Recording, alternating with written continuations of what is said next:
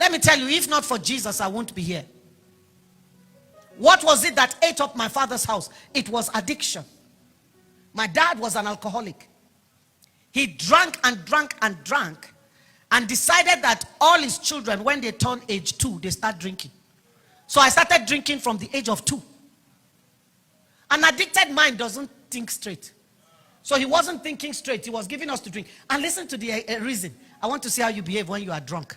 How does that affect the price of Gary in the market?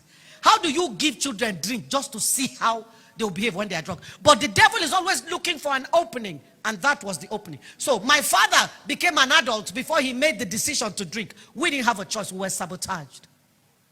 We all started drinking. I was drinking with them. I didn't drink beer. I hated the taste of beer.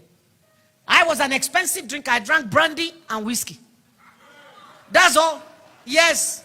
I didn't drink beer. I didn't drink brukutu. My siblings drank everything. I drank only those two. If I drank wine, it would be Matthew's rose wine or Dubonnet. Only those two. Those of you that are old, you know the things I'm talking about. Only those two.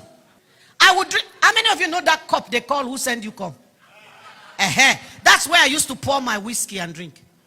Now you say, if you pour that quantity, the bottle will finish. That's because you are thinking of the 1 liter bottle. My father did not buy his whiskey in 1 liter bottles. He bought the gallon.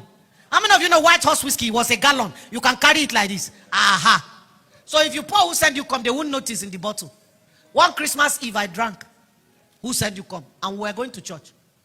All of us, they carried us to church. Christmas Eve, so that 12 midnight we'll say Merry Christmas. My sisters had given our name that the Bature daughters will sing special song. They now called all of us to sing.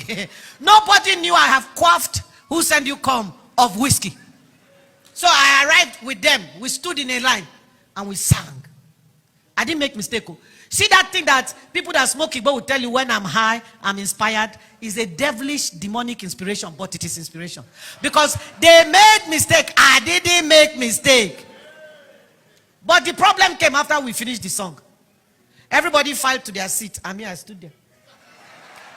I stood there. I was looking at everybody.